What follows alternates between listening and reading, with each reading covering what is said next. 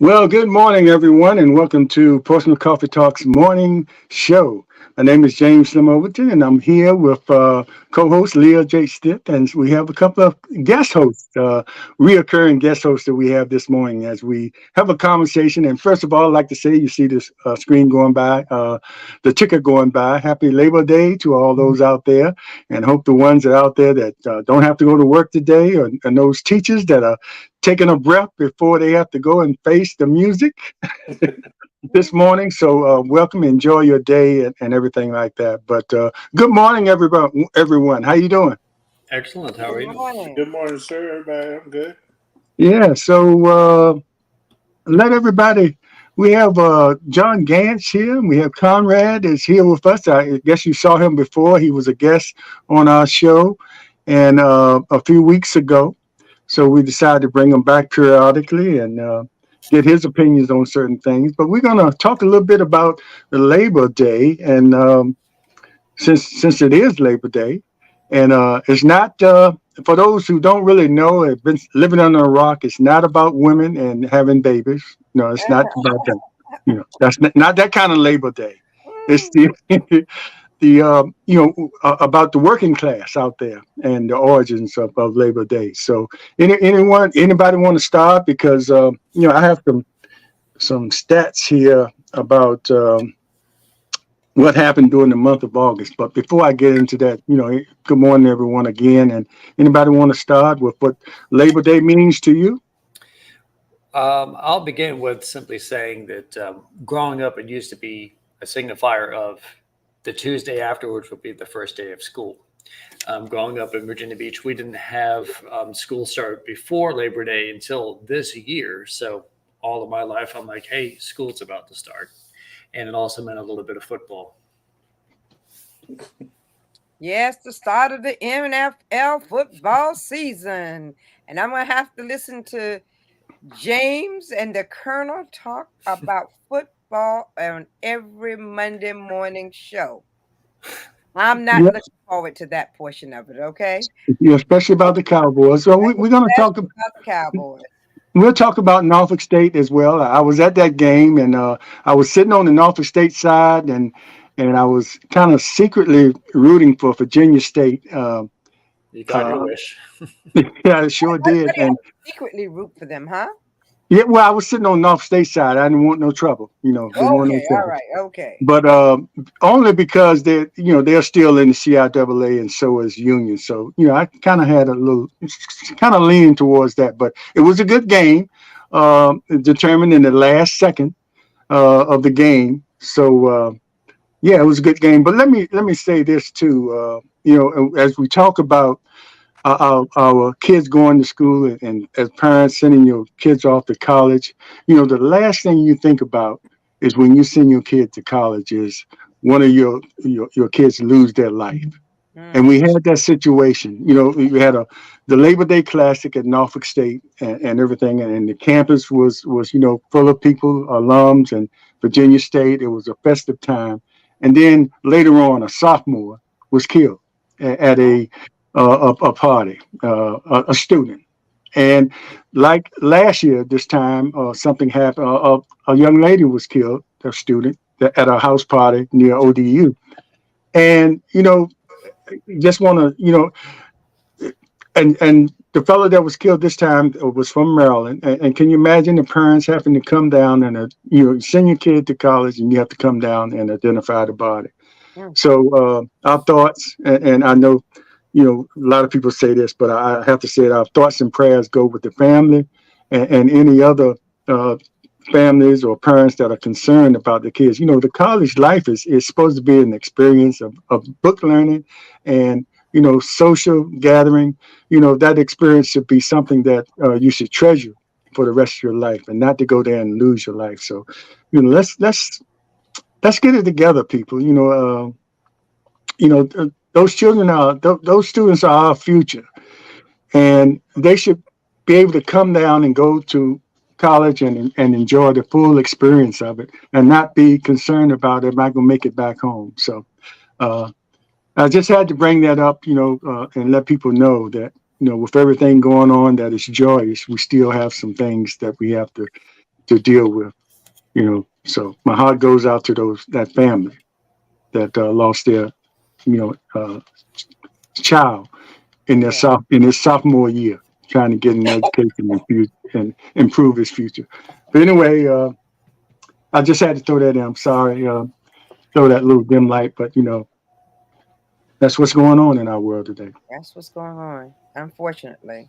Unfortunately. Unfortunately.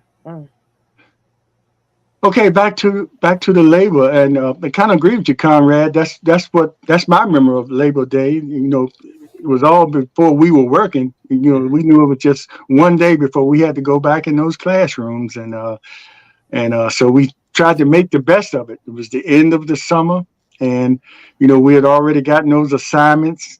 Who was going to be our teacher? What classes we're going to have to take, and so it was kind of bittersweet for us. Probably a different thing for our parents. They were off, and it was just a continuation of what they've been doing all year. So, anybody else? Well, I'm with you with the football part. Labor Day, I know it's supposed to have been that. My understanding is that it's got to started because of unions. Mhm. That unions in the 1800s set up. Uh, they set up unions, and those unions eventually formed into labor unions for their different trades, and that helped move Labor Day, the holiday, along. Uh, that's that's my understanding about the word itself. But I go And with who football. and who made the rule that you can't wear white after Labor Day? Where So, did that rule come well, it from, wasn't huh? a guy. It wasn't a guy. It was what? It It, wasn't a it guy. wasn't a guy. You're right. It wasn't a guy. I But said, now I'm wearing who made orange. that rule? It was one of I those think that's fashion. going. Would you say, Mr. It was a Conrad? fashion. It was a fashion icon. Really? Yes. Yeah. Well, that rule is truly violated now. There are many who don't follow that rule now. So Yeah. Yeah, they're white parties all year round. So all that year rules. round. It was just to sell more fashion and more clothes. That's all that was. There's a lot Oh, of Yeah. white at my wedding last year, and our wedding was in October. So, Yeah. and you wore white, right? well, I wore blue, but Oh, you wore blue. Okay, okay. You're a Okay. man after my heart, blue. yeah. There we go.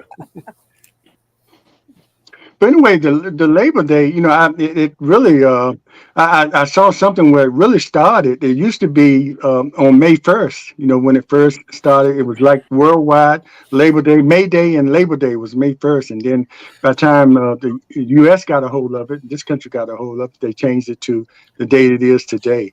So, how do y'all think? Is the immigration thing, how you think that's affecting our unemployment? Because I'm looking at some stats from the U.S. Bureau of Labor, which said last month was August month, unemployment non-farm payroll increased by 187,000 in August.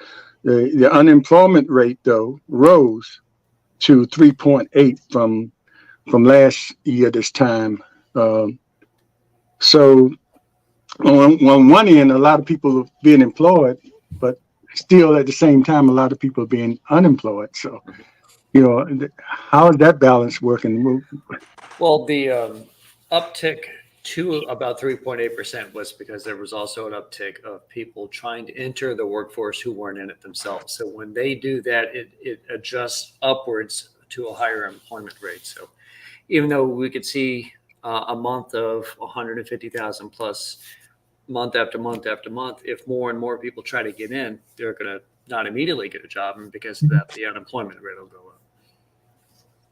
You're so correct. Yes. Yes. More people are trying to get into the workforce, especially you got kids that graduated this summer and now they're trying to get into the workforce. And then some of the you can look at the data also who got hired. And there's a lot of service industry, healthcare, high tech, and everything. Anybody else other than that, you're almost on your own now. Mm-hmm. But if you want a job, you can get a job. But what the stats don't articulate is those who are locked out of the workforce. Those who have criminal records that have done their time and gotten back, and they're permanently locked out.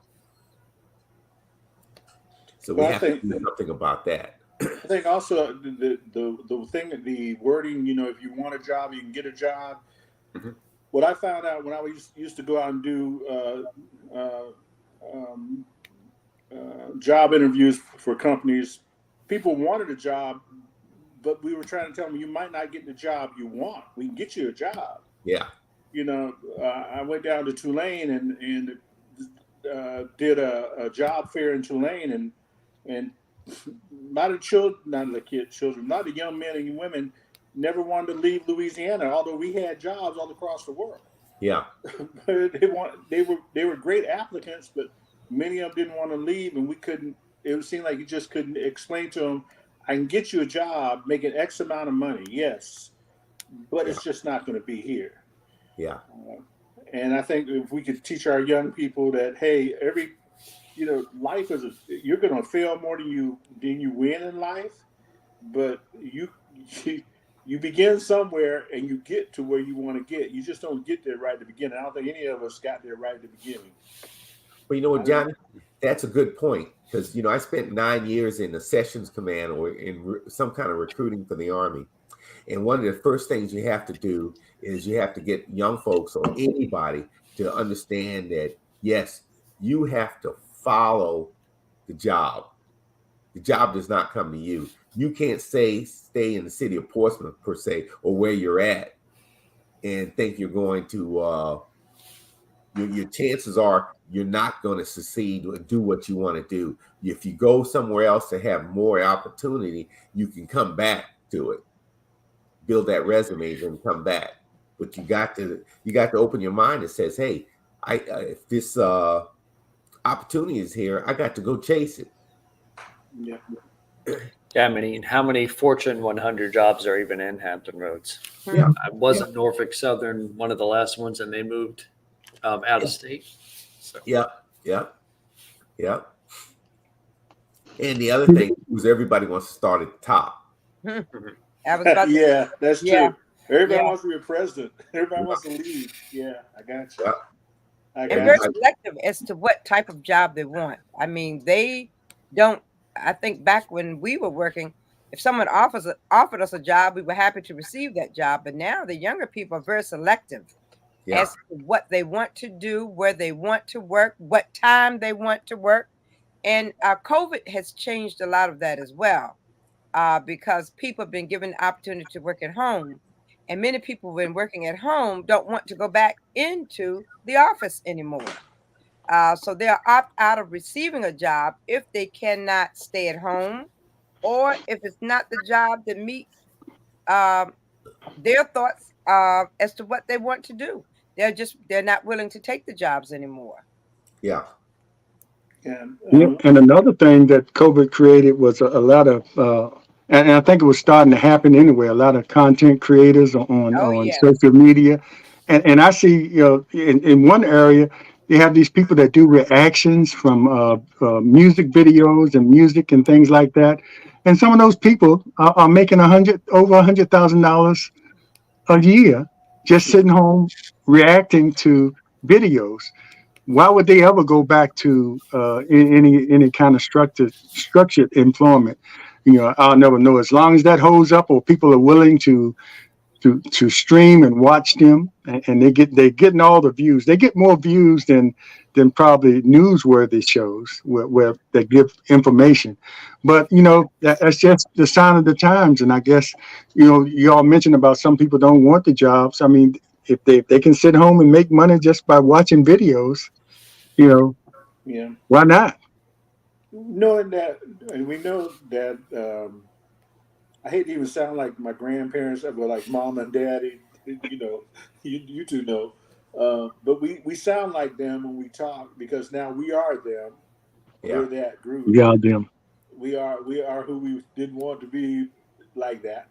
But also we grew up in a different age where we go out and cut grass. We get out in the street. We'd go wash cars. We'd do things to get money, and we knew we couldn't start right where mom and dad or anybody else started. I couldn't be Judge Overton. I couldn't be him right away because I didn't have the skills. But now people have to have the ability to have lesser skills and make more money. Because if somebody knew, like Slim and I spent what 10-20 minutes trying to get the thing fixed this morning, and my granddaughter probably could have got it done in 10 minutes. Yes. 5 minutes. But you can make big money on this. Yeah. I'm with you. I'm like, why would you move? Mm-hmm. Something else. And $14 an hour. Even young people now don't want to make $14 an hour.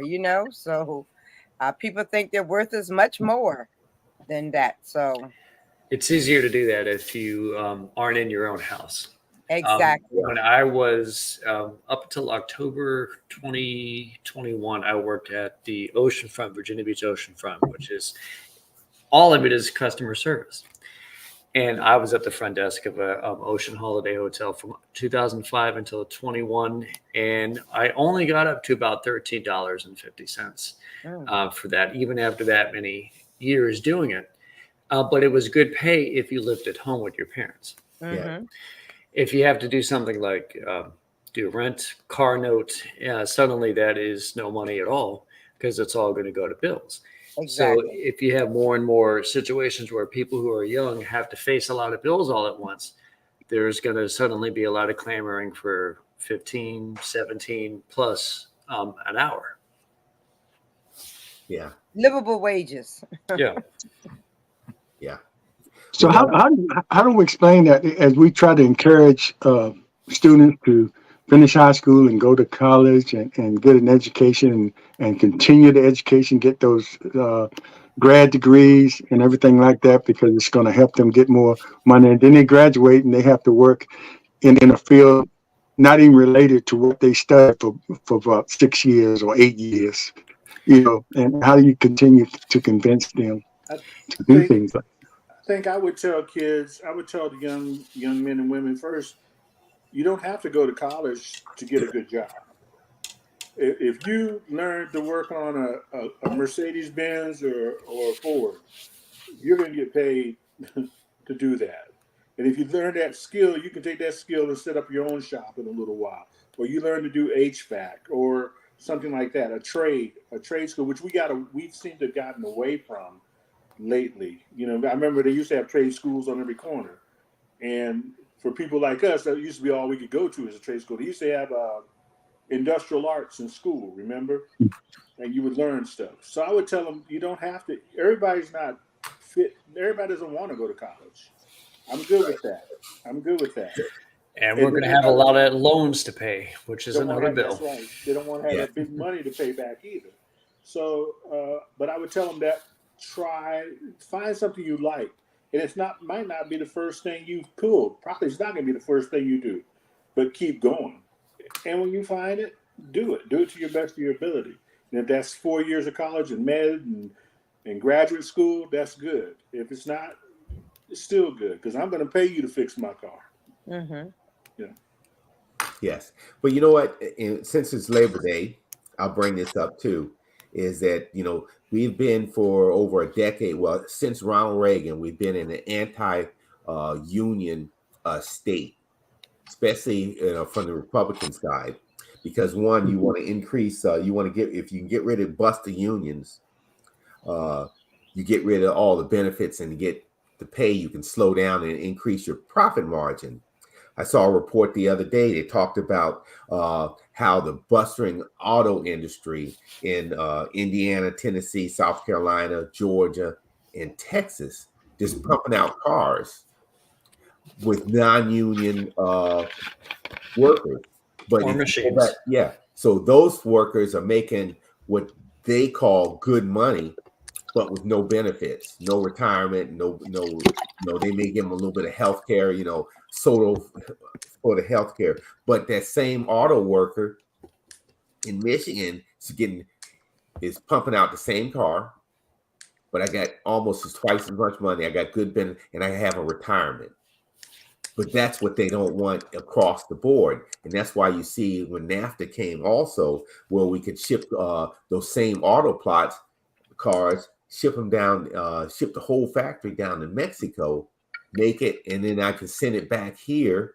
Sell it for the same amount. Same for the amount, but I don't have to pay any taxes on it. Mhm. And then I pay down there pennies on a dollar for labor. And so we're trying to bust the labor. And so I think that the labor unions are the best thing out there as far as if it increases those pay and benefits for the union workers, everybody benefits. And you'll see there are legislation and movements try to bust them and saying, I don't want to pay in. Say I'm at a place that has that's got a union. I don't want to pay into it, but when the union negotiates a better pay and a benefit package, I want to be part of that. Mhm. You don't have a two-tier system. Everybody benefits from it, but we don't understand that. You may think back. Or you may go, Mr. John. Go ahead. Well, when you think back to the fact that we have a 5-day work week, right around 8 hours per shift for most jobs, that is something that largely stems from the UAW. Yep. And Henry Ford comes to mind for that, but he was under just as much pressure as General Motors and Chrysler and all of them were in Michigan to respond to the needs of their workers. The problem is, as decades get more and more on top of each other and you have more and more technology that makes it more efficient, that means less and less actual laborers were needed, which that might be the next great labor movement, is just bringing back more and more laborers who work in heavy industry, if we can bring it back to the United States. Yes. Well, you know, the part of the Build Back Better plan in the Biden administration wants to bring back back labor and also manufacturing back to this country. We've shipped off to Indonesia, China, Mexico, Vietnam, and all the way across the world because of all these trade agreements that we have that imports will be tax free. And when we got away from that, you also signed away all that manufacturing because you can't do it here for that kind of money. And so we really had to look at trade policy, which nobody will touch now. You know, when you talk about items coming from overseas, I never, I guess I really haven't done a lot of ordering of items that are needed outside of the United States. But as I look at us preparing for the grand reunion for IC Norcom, many of the items that we were seeking, we couldn't find in the United States. We had to go outside of the country in order to find a lot of the items that we're putting in the gift bags, a lot of the items that used to be done right here in the United States. Just about everything we had to purchase came from outside of the country because we just couldn't find it here within the country. And so it'd be good if we can bring some of those things back, because that would be a way for individuals to really get into the workforce, to get a decent job. But it's just sad when you look at all the items that you cannot purchase here in the United States anymore. I Just had a good representation of that yesterday. I went to the Van Gogh experience at the Virginia Beach Convention Center in the gift shop. Mhm. I saw a mug I wanted to get for my wife, who really wanted it. And at the bottom, it had that sticker of made in China. Yeah. And it was interesting because the mug had a Van Gogh picture on it. So it's a Dutch painter who lived in France. And here in the United States, we're selling Chinese goods representing it. So globalism Exactly. abounds. Yes, yes.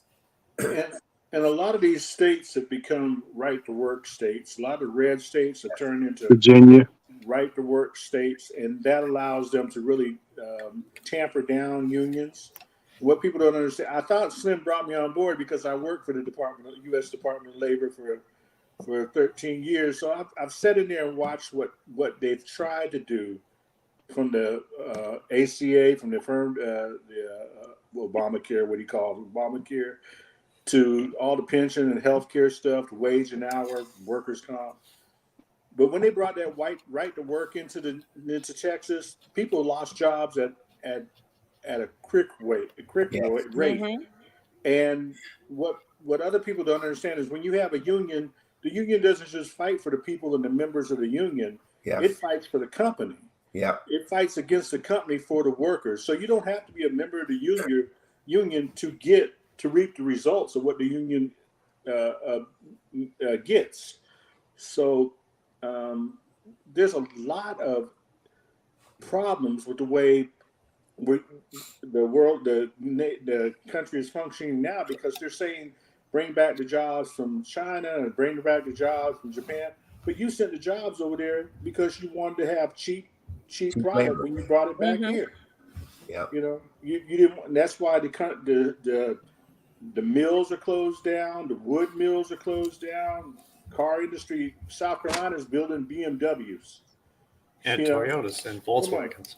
in Texas, we're building Dallas. We're building the Escalade, and with a non-union plant, one of the biggest plants in Dallas. You know what? Go ahead. I'm sorry. And we need to also look at the inequities in payment. As I look at many of the strikes that are about to take place and those that are taking place, like Hollywood, they're on strike. The locomotive manufacturers, they have a tentative deal.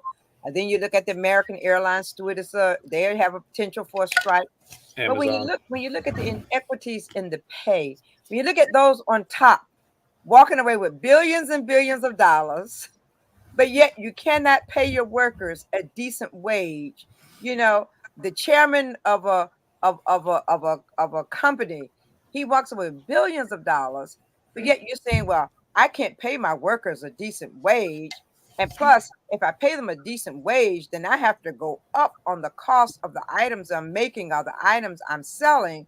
But yet you're walking away with a mint doing absolutely nothing. You have a golden There has to be parachute. some equity there somewhere. Yeah. Yeah. And Leah, you bring that up about you mentioned about the writer's strike. It's no compassion there, because those company heads are making so much money. They just gonna sit it out and see who gives first. And then I think part of their strike too is concern about AI. Coming in and doing some of the things that they normally would do. You're gonna pay me a few dollars. You're gonna take the image of my body, and you're gonna use my image until forever, but I don't get paid for it. That's some crazy stuff there. But AI can't make AI. It's still going to take a human touch to even put that together. Well, Yeah, maybe not yet. That human touch can put so many other people out of work, though. Yeah. Maybe not yet, but AI is learning to make AIs, and they're slowly the movie industry, the television industry, and the media are slowly creeping it in. Right now, we have a weather lady that comes on and just does a commercial about weather, but it's not a person. Uh-huh. But they're slowly getting you in that mind frame. I mean, look, you go to McDonald's, you don't even have to go see a person. You push a button and stand there and pay the machine, and here comes your bag down the assembly line. Mm-hmm. Or self-checkout lines at Walmart. Yeah. Oh, yeah. And the one in Chesapeake is totally checkout, right? Self-checkout. Self-checkout. Right. And who? Totally. And they're not. It's not like they're not lowering the prices of the goods. Exactly. They're going up.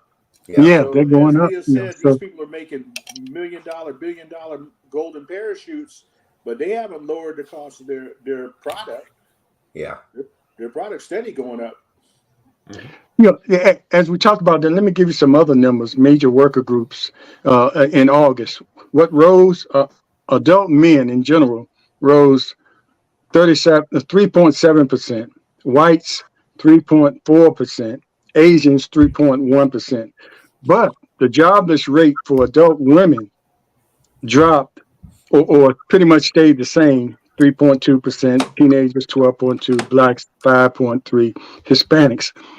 How do you explain that disparity? You know, you got one group, major group, or two major groups that are rising, and other groups are just staying the same. So I mean, how is that happening when all the jobs should be the same? Institutionalized racism. Yep. Simple as that. I mean, In a nutshell. In a nutshell. it's that Nutshell, simple. I mean, spelled out. I think it's that simple. People, we're not supposed to talk about it and say it here in Texas. We can't say that, but it's institutionalized racism.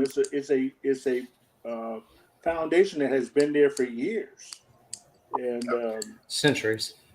yeah, centuries. And we only got a chance to play in it since in our lifetime in the 50s when that foundation has been set up for hundreds of years. So it's not we can't pull ourselves up by the bootstraps if we never had the boots at the beginning. Exactly. Yep. You know, but they'll tell you that. They'll tell you pull yourself up. Like, but you didn't. You told me I couldn't read. You told me I wasn't allowed to read. How am I supposed to? Now you're giving me a test. I'm supposed to know this information, but you never taught it to me. And then when you finally tell it to me, then you change the test. I mean, it's sort of like Tiger Woods when he was out there golfing. They changed the golf holes on him because he was killing them in the Masters. He was killing them. They're like, we're gonna change the course on you. Yeah. So that's John Gantz's perception. Nobody else. It's about the time the average man learns the rules, the games change. The rules change on them. Yeah. And you got to start all over again. So true, though. So true. So true. When they say you have to be twice as good to be equal, I think that's really true. I've seen that in my life. I've got degrees on my wall. I went to that school and I did that thing. But when I walk in that door, I look like this. So I have to knock off a stereotype as soon as I walk in the door. Yeah. So if I walk in the door like, yo, man, what's up? Yo, dog, that's all what's up, you know. They're not going to give me a degree. They're not going to give me anything. And I may be the smartest student they ever had. Yeah. Well, you know what, Johnny? That's the other piece that you talked about what you have on the wall. So you have one thing on the wall, but you know you have to have two things on the wall for you to be able to walk in. You have to have twice. I've always believed you have to have twice as much. Plus, I mean, I was HR, so I got to watch how they did interviews. I watched how applications actually got pretty much tossed by name before the person ever had a chance to walk into a place. So I think it's hard. I think it's hard for us to even the playing field is not even, and now it's going to be even less. I think it's going to be even less until they change this mindset. So you brought up a good point. So you see the trend over the last few decades of families naming their kids with all these names that you never think about. I would say the non-traditional names. So in the HR piece, do you think, and do you for your experience, are they saddling their youngsters, their offspring, to a lesser employment situation as they come up when they're 15, 18 years from now? I think they are. Yes. I think they are. I think they want to say, I have the right to name my child anything I want to name them. Right. And that's true. You can name, I mean, the people that are rich can name their child Buffet. Yeah. I forget what Will Smith named his children and what Kanye named his children. Blanket. Michael Jackson named his child Blanket. Yeah. Like, okay, Blanket. Well, Blanket's going to get a job. Blanket doesn't have to work. Yeah. Blanket's got a trust fund or something. But Blanket Gantz probably ain't going to get a job no time. Or the same thing too, after years of learning the vowels and pronunciation and how words form together and make certain sounds, and then you name your child, you spell it a certain way, but you pronounce it completely different. Yeah. Because that's the way you want to pronounce it. But it's spelled phonetically, it's spelled a way that most people are going to use those rules to pronounce it, and then you go in there. You have to be constantly correcting people. Oh, it's not James, it's Jaime, or whatever, And it's because you us. want to pronounce it your way. It's You have to be us. conscious of that kind of stuff too. It's us. It's people of color. I'm like, why are you naming your child Cavassier? Why you name your child Shakwanikwa Deva? Why? Yeah. Yeah. Why? Let it For be a what nickname. Let purpose? it be a nickname. Yeah, yeah. When she comes in the house, you can call her Cavassier. When she's outside, it's Cindy or Sharon or whatever you're going to call Yes. her. Let her live with it. Yep. Exactly. That's why I brought it up is that with these names you saddle them to a different status as far as they're cutting down their employability for later on in the economic possibilities or tilted more, throwing off the rainbow tree. And they may be the greatest employee you ever had. They may be the smartest, the most intelligent, the most fruitful employee you have. But they may never get a chance to show that because Yeah. somebody's not going to allow them in there. Yeah. That's just one more factor you have to fight against. And I just don't understand it. Yeah. If you're going to be a pro basketball player or a pro football player, you're going to sign a $6 million, $80 million, $86 million contract. Well, you could be anybody you want to be. Nobody's going to care. They just want your athletic ability. But no, Blanket Gantz can't get a job as an HR director somewhere. That's not going to happen. Yeah, I guess we do sound like our parents and grandparents because I would say, because that's the way of the world now. But I would say, you know, John, like you say, if you're going to be an athlete or you're in the entertainment field, nothing wrong with having a tattoo on your forehead. But if you're going in the corporate world with a tattoo on your forehead or up your neck to your ear, that's going to make a difference. And since we're giving advice, watch what you do on social media because these human resource people are Please. Yes, watching social Yes, they media. are. yes, Yes, they Along are. once yes. you put in your application, they look at your name and they go to social media Yep, right and look away. at your page and what you're doing on there. And it makes a difference. You might think it's cute now, but down the road, it could follow you. Because I've had a human resources person tell me they use that as part of their Yeah. process, hiring process. And, Yeah, I've It's been Look at told your that many social media. times. a weed and it's out. not just the labor force, but even some colleges are going to your social media page to see the type of person that you truly are before giving you an acceptance letter. And they're hiring young people who that's their role. Their role is to go through social media and check out what you're doing, what you're saying, what type of person you truly are. So you really have to be careful of what you put on social media. Yeah. And rightfully so, Leah, because you might have one of those crazy manifestos up there. and that if you overlook it, you hire that person. Next thing you know, he comes in the next week, And clean frying house. up everybody. So Yeah. Yeah. But you know what? I'll go back to what Johnny was talking about, the tattoos. And that's personal pet peeve as far as employability. Even that athlete that signs that multi-million dollar contract, uh, he or she with a bunch of tattoos cuts out the endorsement money and that's the other piece. You can make more money in endorsement than this big piece of check that you're going to get. And then so once you blow that big check, there's nowhere you to go because nobody wants to hire you if you got things up your neck and you got the Mike Tyson uh, horns on your eyebrows and your head and all that other stuff. But you'll notice that some on ESPN, the guys that are or the females that are in there announcing on their second career, you don't see a bunch of tattoos, the arm sleeves and the neck thing, they're clean shaven and they got normal names also.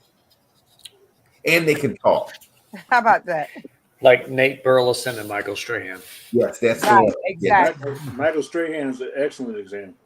Yes, yeah, He's assimilated. He can deal.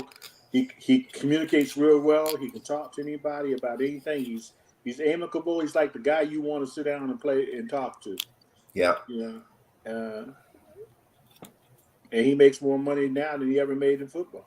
yeah, yeah, Yeah. yeah. He also owns a clothing line, if I think. Too. Yes, he Oh does. yeah, yeah, yeah, yeah. and he's on everywhere. He's on everywhere. He just if he can stay awake, he's on a show. Right. So if you just stay awake. He's still awake. But he fits He's in. working so much. He fits in. But if you brought an Allen Iverson in there, or you brought Marshawn Lynch in there, you pretty much can cancel Christmas on that because they're not going to last long. Yeah. They had Marshawn on that reality show, Something in Mars, and he was the company commander in the Martian space station reality show. And I looked at that for a split 20 seconds, like, oh, come on. Yeah. Man can't. I think he was also on a bar rescue episode too. He was. Yeah. Yeah, he owned that bar that it needed help, but Yeah, and Iverson, you've never seen him on a commercial. Never. Well, he's broke. Yeah. he is. Well, he had that one piece. One of his agents signed for said, "You signed this contract," and he already knew that he's going to blow the money. So Exactly. he had a back end $20 million parachute on the back end of when he turned 50 or 55. You're going to get this $20 billion. Yeah, he'll $20 be million receiving that soon. So he has to live on that. Exactly. But he had tennis shoes too. He had a Nike contract with. But he blew that money. Yeah. Because Antoine Walker is a good example too. He had over $100 million, and now he's going around speaking on the fact that he has lost so much money. Yep. Yeah, Antoine, that's a good example. Yep, the Knicks. Well, Boston, I think. Boston, yeah, Boston. Good example, great example. And athletes, and we see that all the time. Yep, all the time.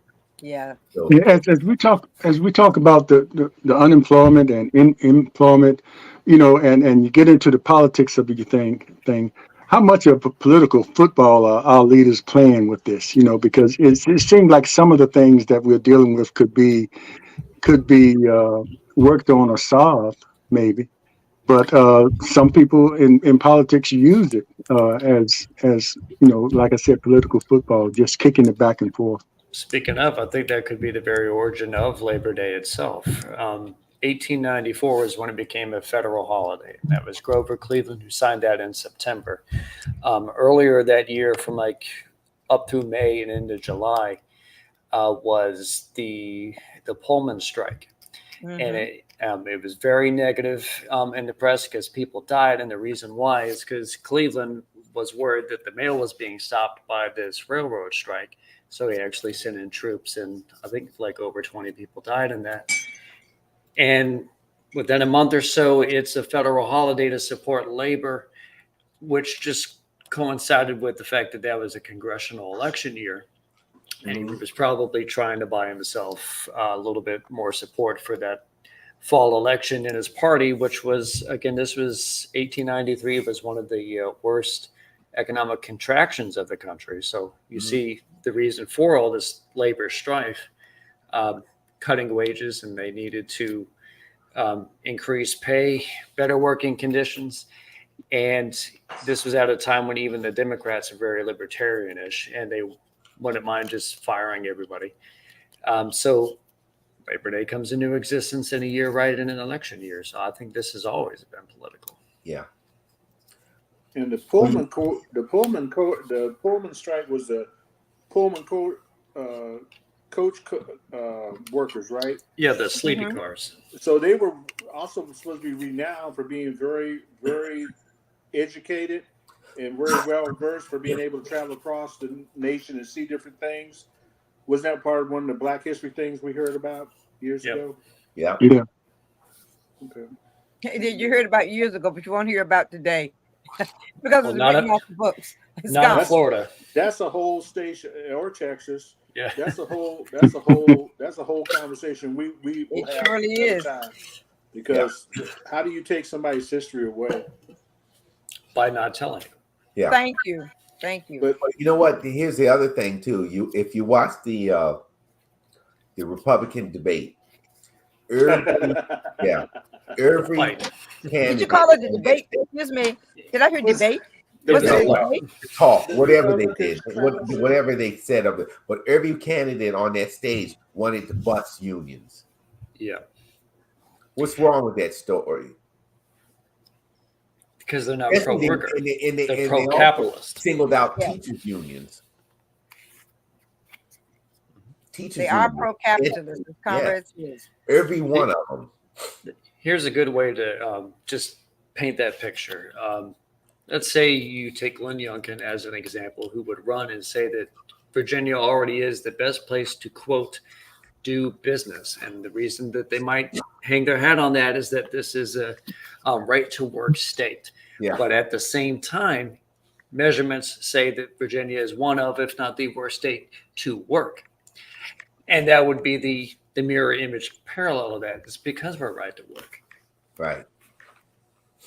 So Yeah. do you fall on the side of the workers who prop up these businesses with this labor, or all the jobs who would want to, not jobs, but the businesses who would want to move to Virginia because it's right to work and then pay everybody pennies? Well, Glenn Youngkin will say and do anything. He don't care what he says, but what he behind the doors, what he does is bad for this. Well, he has set us back, so much. I'm not a Glenn Youngkin fan. I think he's bad for America, bad for Virginia. And You're not a fan, Colonel? Colonel, What? wait a minute. Did I hear you say you're not a fan Yeah, of your governor? he's not Or my governor. leader of the Carlisle group. Yeah. How about that? Yeah. Exactly. Yes. Look for the day when he's gone. Which He's- thankfully by law you can't run consecutive terms. Yes. Exactly. But he's looking to be your president. That's where he hopes. Yep. He hopes that they're going to elevate him over Yeah. all the other candidates who are out there. They're going to elevate him to be the one. Yeah. He's the one. I'm Yeah. trying to imagine him on that stage, that Republican debate Please. stage, and just think if he could rhetorically throw punches like Chris No. Christie or Vivek would, and Yeah. he seems a little too calm for that. Exactly. Or even if he could. Exactly. Everybody else shows up in a shirt and tie. He'll be out there with his windbreaker or whatever, With that his- sweater of his, where he tries to put out like he's a common man. And Well, shoot a basket, Yeah. former basketball player. So. Yeah. But it's going to be dangerous if the Democrats if they lose the Senate and they get control of the House and the Senate this year in November. You'll see Glenn Youngkin on steroids.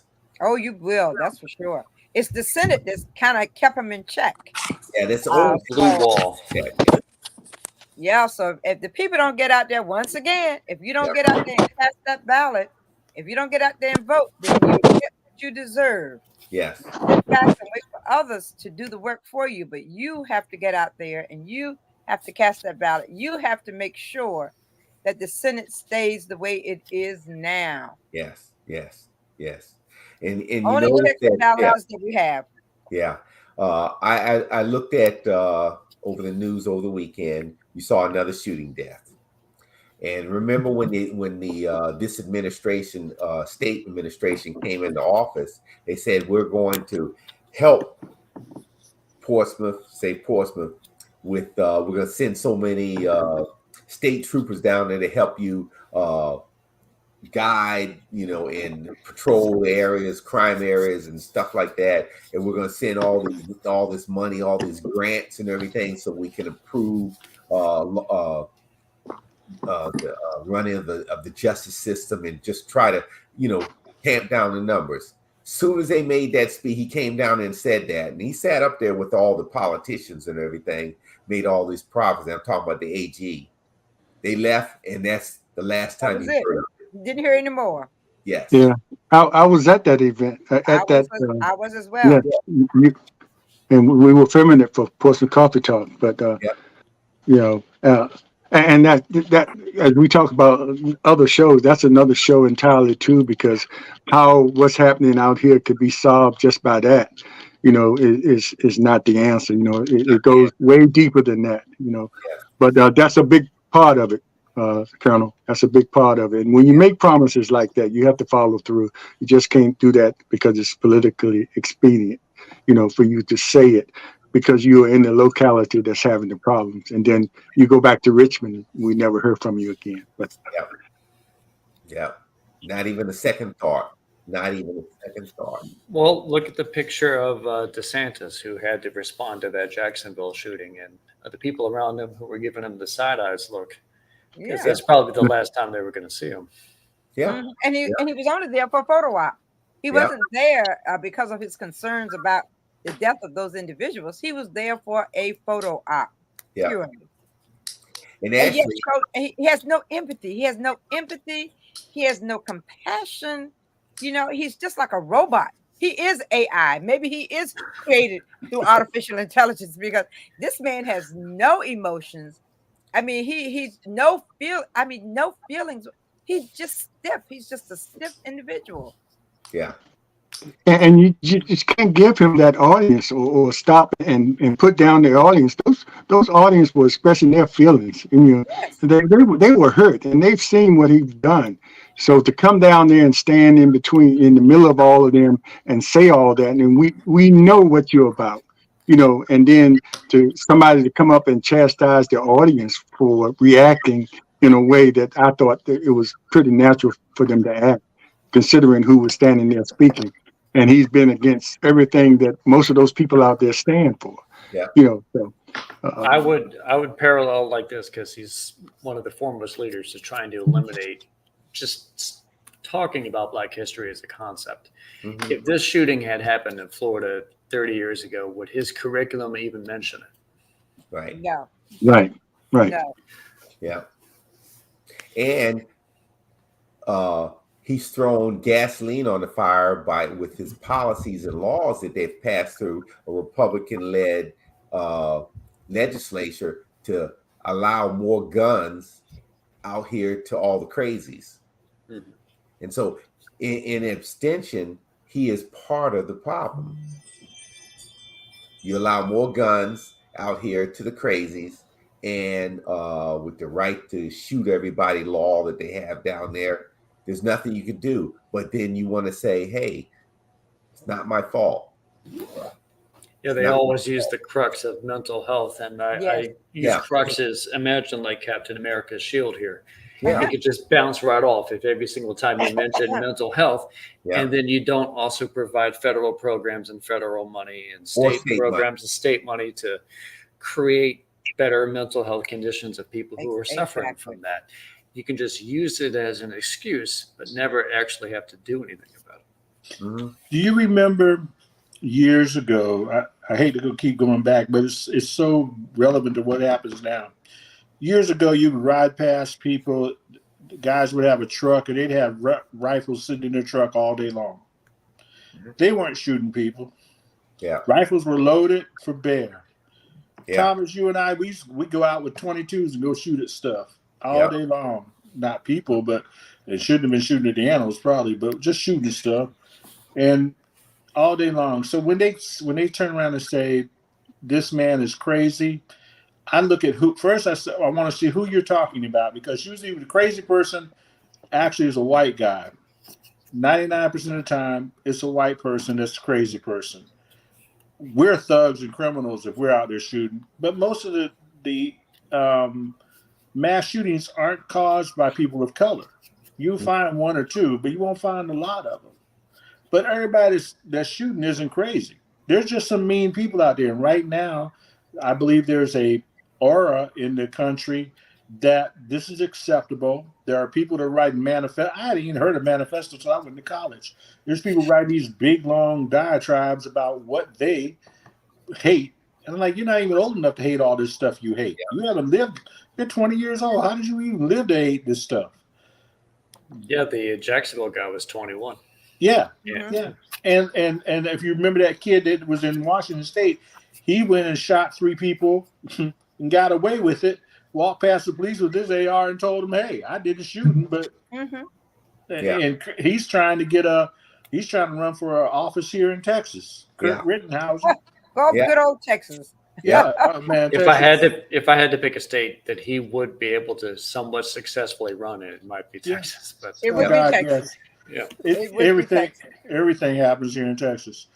It's sad, and I'm it's so bad. We don't even want to say we live here, but we dang on sure ain't from here. Mhm. Yeah. Everything's big in Texas. Crazy. I'd like to give a shout out to Carol Sanders. Sanders. Been making quite a few comments and so many that and we've been talking a lot and haven't been able to comment on your comments. But I'd like you to know that we see them and we appreciate you and keep on watching and with the comments and a lot of the things you're saying, you could be possibly a future guest on our show and you can express yourself more. But we see what you're saying. We appreciate you watching and thanks a lot. Carol Sanders says, I talk too much. Carol, that's the purpose of Portsmouth Coffee Talk is to talk. Yeah, Okay. yeah. So, Slim, before you go, so she had a comment. Are we addressing those comments? Do you want to put? Can we talk to those comments that she had? Yeah, go ahead. Go ahead. And it's Carol. So Carol, let us know, because that's a male name and a female name. So usually the way it's spelled, that's male. But Yes. Yeah. yeah. So Which comment? Well, He. there's quite a few comments. It's a he. It started with a problem he had with Walmart. And he said, today is day 1218 of my persecution, Wayne County, Illinois, for asking Walmart and cops to comply with a mass executive order. He says, I cannot pass a background check for employment on this account. He said, this is year number 4. He also talks about his degree. He's from Blackburn College. He said an official claim to a grand jury that an officer claimed that he tried to run over him. So there's quite a bit he's written here. He's on Judge 3 and Public Defender number 3. So he really has quite a bit written here, and about the leadership within the government. So he has quite a few comments up here. Yes. Pretty much following what we were saying and making comments related to what we were saying. So that's good. I encourage as many comments as you can get up there. Exactly. I saw a comment earlier on YouTube. I think Kimberly Tucker, Conrad, do you know who that is? Because they spoke to you first. And then the next question was, who is the guy in the orange shirt? Are they from Virginia? No, they only wear that in Texas. This is Earth, Wind, and Fire, and I am from Virginia. Okay, well that's universal. I take that back. I walked out to Earth, Wind, and Fire's Brazilian Rhyme on my wedding last year. So. Go ahead. Go ahead. Earth, Wind, and Fire, the elements. The elements. That's sure. Last time we saw them, they were in the city of Portsmouth, and then we saw the band the next day. Yes, we did. In downtown Portsmouth. Took pictures with them. Boy. I do want to shout out Miss Tucker because she, I know her for a few years. She's big in helping a lot of people who have been incarcerated, get their rights fully restored and employment opportunities elevated through her efforts, and I appreciate her. So. Good morning. Yeah, and thank you, Ms. Tucker, for watching on our YouTube channel. Appreciate that. Well, you know what? Here, and I'm glad, Conrad, you talked about that. And I think we talked about earlier at the beginning of the show, we talk about ex-felons. And when you talk about getting their rights restored, one of the facts is when you get that felon or that felony on your record, it follows you forever. And it's a negative on our employment. And, I try to employ you for security clearances, But the other thing that is I take your right to vote away. Why is it in this country when I do my time or whoever does their time that I have to forever sting you and take your right to vote away in all of the 50 states? When I do my time or that person does the time, they should be automatically given their right to vote back. Why do we take it away? Especially for a lot of BS felonies that are out here. This is how we reimagine the idea of we use structural racism because the structure exists in the laws. Yeah.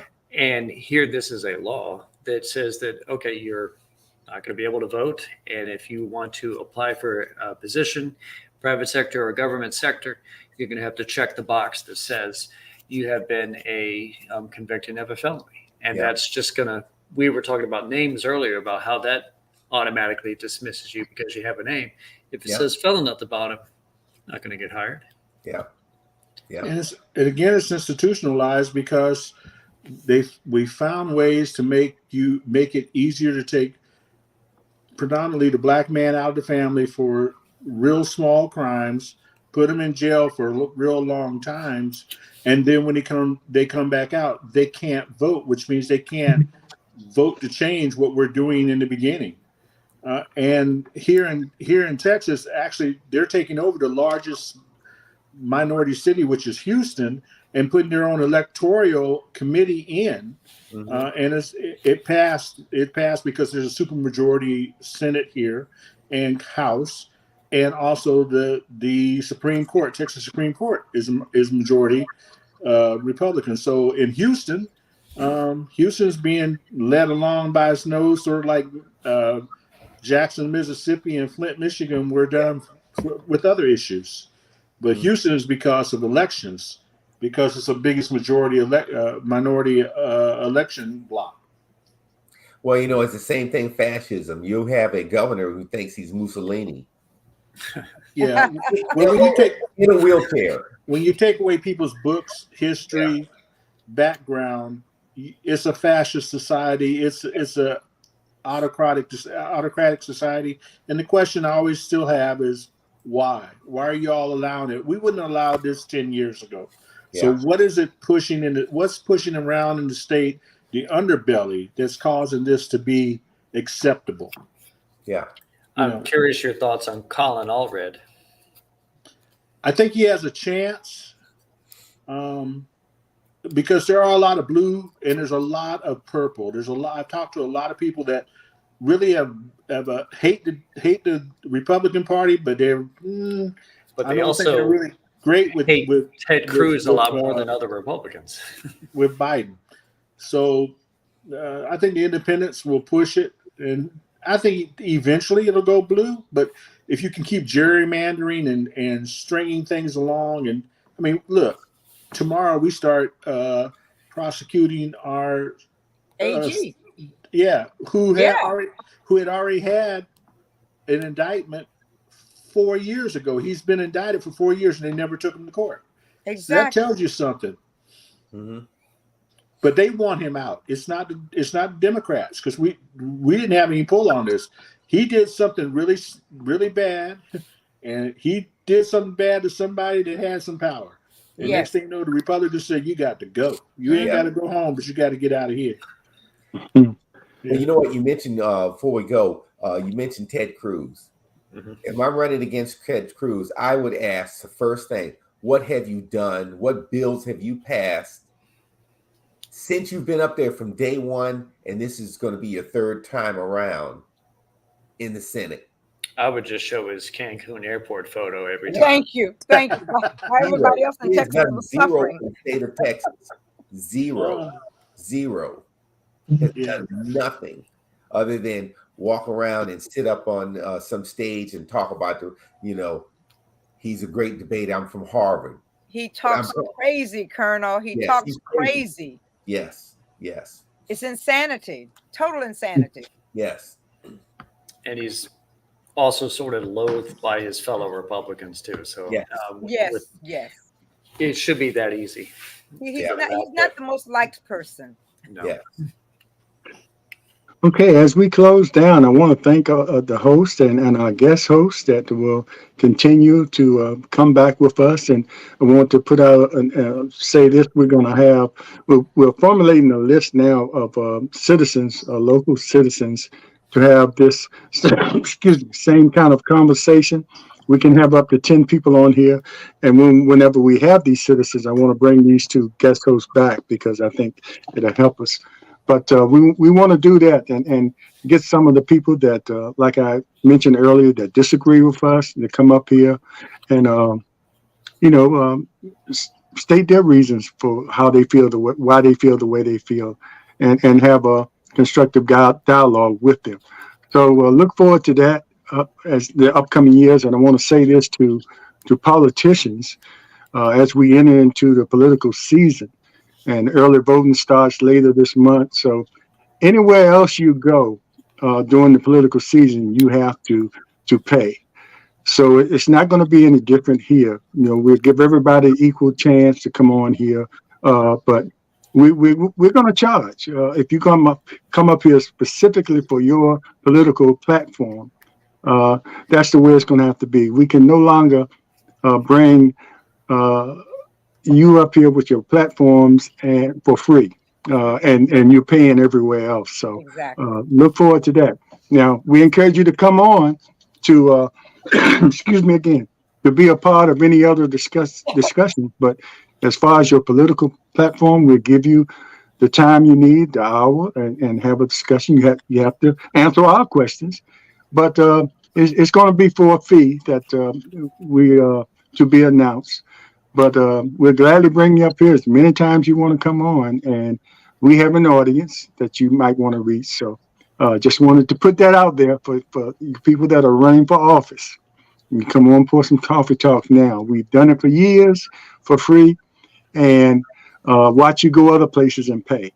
So that's going to be the difference coming up in this political season.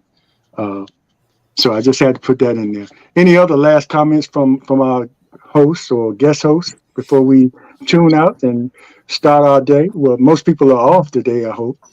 I'm off. Yeah. Well, let Yeah. me just say that, Conrad, it's really a pleasure meeting you officially.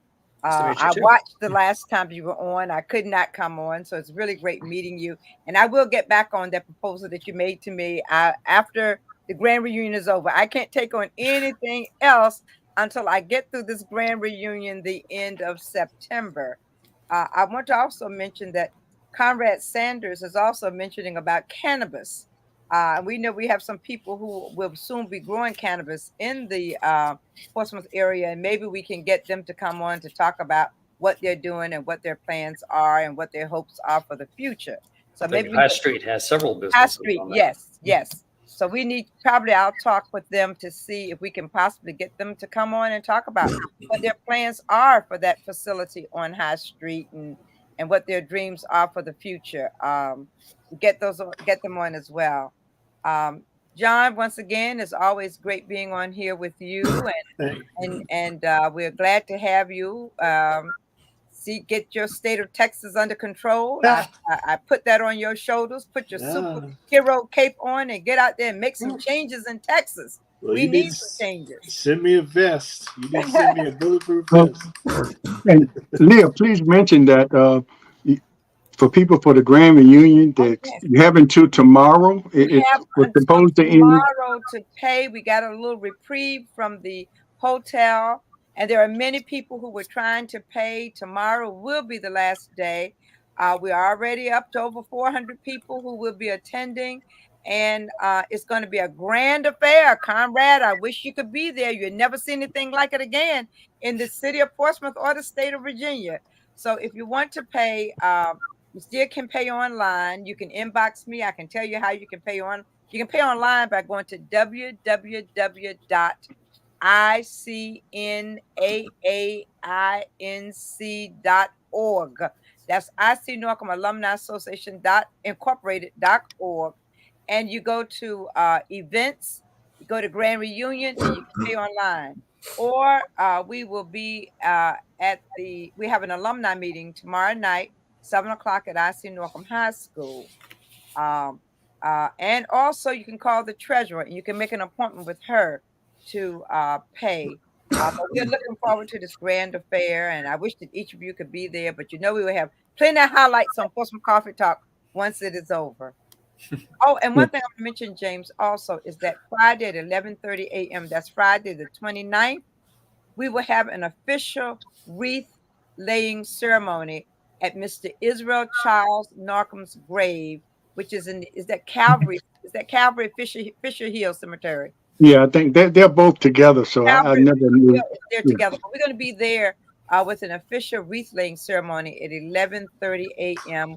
on Friday the 29th in honor of Mr. Norcom, a man born 7 years outside of slavery and had the audacity to have a dream that there should be quality education for Black girls and boys in the city of Portsmouth, Virginia. Hmm. And his dream lives on. And in the morning, alumni from IC Norcom will be at the school, Oh, welcoming yes. the students back to their classes. Thank you, James. Tomorrow Something morning, we do every year. put on your maroon and gray, 6:30 tomorrow morning, and join us as we greet the students as they get off the bus and let them feel some of that Greyhound pride. Okay, anything from the truckers or the Bruins?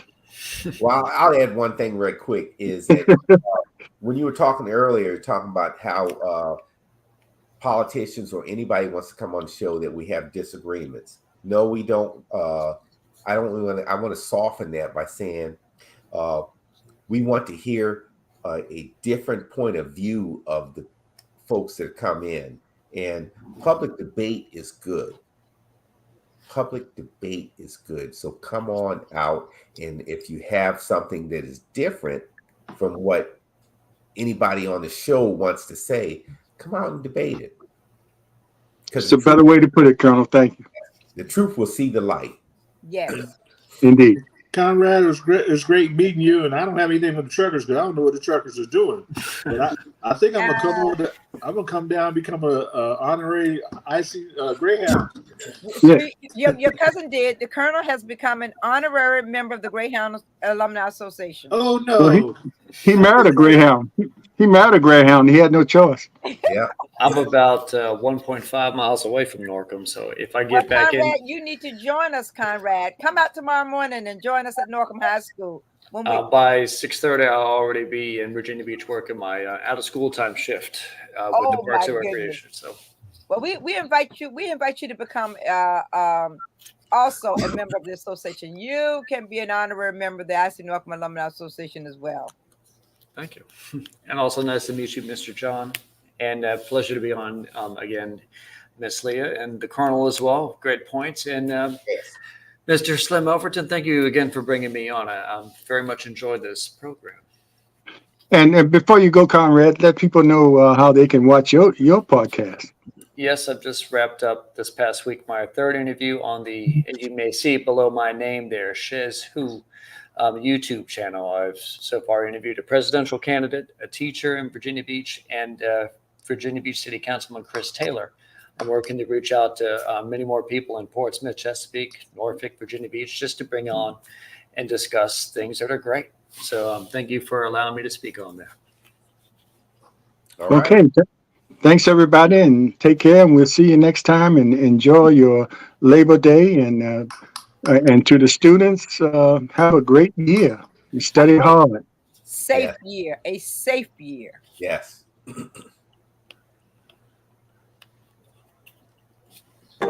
Take this.